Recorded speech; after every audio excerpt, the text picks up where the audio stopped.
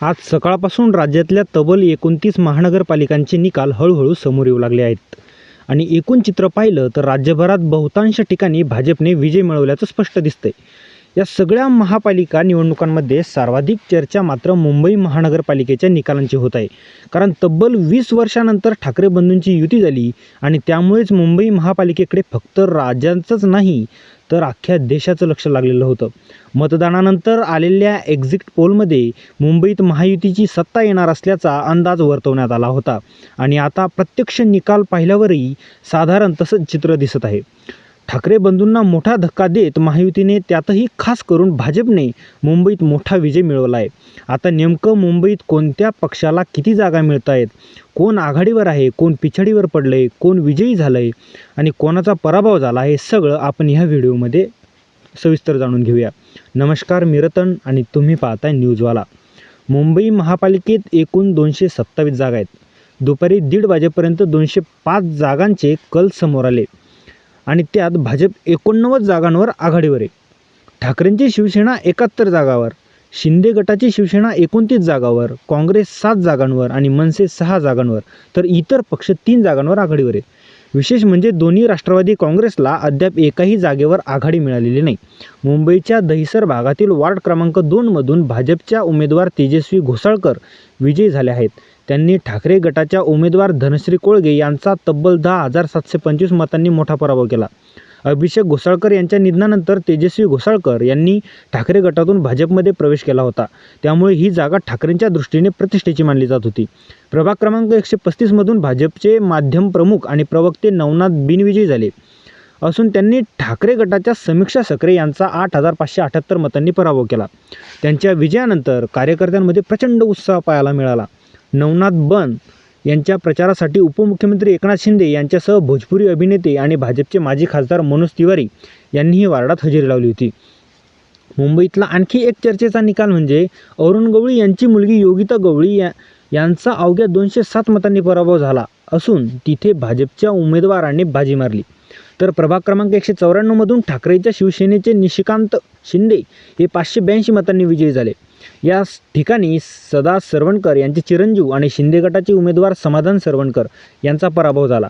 मनसेचे संतोष धुरी भाजपमध्ये गेल्यानंतर ठाकरे गटाचे आमदार महेश सावंत आणि सदा सरवणकर यांच्यातील संघर्षामुळे ही जागा विशेष चर्चेत होती. समाधान सरवणकर यांच्या पराभवानंतर आमदार महेश सावंत यांनी प्रतिक्रिया देताना सांगितलं की मी शपथ घेतली होती की सरवणकर नाव प्रभादेवीतून पुसून टाकेन. ज्यांनी बाळासाहेब ठाकरे आणि उद्धव ठाकरे यांना त्रास दिला त्यांना जनतेने धडा शिकवला आहे. 2017च्या महापालिका निवडणुकीत मी नारळ घेऊन उभा होतो तेव्हा मी हरलो आणि त्यांनी माझ्या घरासमोर नारळ फोडले होते. आज मी त्यांच्या हातात नारळ देणार, असं सावंत म्हणाले. मुंबईच्या वार्ड क्रमांक 73मध्येही धक्कादायक निकाल पाहायला मिळाला. खासदार रवींद्र वायकर यांची कन्या दीप्ती वायकर पोतनीस यांना पराभवाचा सामना करावा लागला आहे. शिंदे गटाच्या दीप्ती वायकर यांचा ठाकरे गटाचे उमेदवार लोणा राजेंद्रसिंह रावत यांनी पराभव केला. विशेष म्हणजे रवींद्र वायकर यांनी लोकसभा निवडणूक अवघ्या 48 मतांनी जिंकली होती. मात्र त्यानंतर विधानसभेत पत्नी मनीषा वायकर यांचा पराभव झाला आणि आता महापालिका निवडणुकीत मुलीलाही पराभव स्वीकारावा लागला आहे. धारावीतील प्रभाग क्रमांक 183 मधून काँग्रेसने पहिला विजय नोंदवला आहे. काँग्रेसच्या आशा काळे यांनी 1,450 मतांनी विजय झाले असून त्यांनी शिंदे गटाच्या वैशाली शेवाळे यांचा पराभव केला. वैशाली शेवाळे या माजी खासदार राहुल शेवाळे यांच्या वहिनी असून त्या माजी नगरसेवकही आहेत. मात्र त्यांनाही पराभवाचा धक्का बसला. प्रभाग क्रमांक 165 मध्ये काँग्रेसचे अशरफ आझमी विजयी झाले असून त्यांनी राष्ट्रवादी काँग्रेसचे नेते नवाब मलिक यांचे भाऊ कप्तान मलिक यांचा पराभव केला. अशरफ आझमी यांनी 7,782 मते तर कप्तान मलिक यांना 4,883 मते मिळाली. याच दरम्यान ओवेसी यांच्या MIMनेही खातं उघडलं आणि वार्ड क्रमांक 134 मधून मेहजाबीन खान विजयी झाले आहेत. गोरेगावच्या प्रभाग क्रमांक 52 मधून भाजपच्या प्रीती साटम विजयी झाल्या आहेत. तर वार्ड क्रमांक 147 मधून शिंदे गटाच्या शिवसेनेच्या प्रज्ञा सुनील सदाफुले यांनी 5,155 मतांनी विजयी झाले आहेत.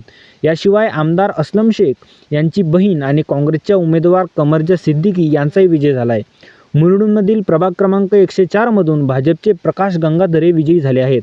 धारावीच्या प्रभाग क्रमांक 185 मधून काँग्रेसमधून भाजपने गेलेले माजी विरोधी पक्षनेते रविराजा पराभूत झाले असून तिथे ठाकरेंच्या शिवसेनेचे जगदीश ठेवलपही विजयी झाले.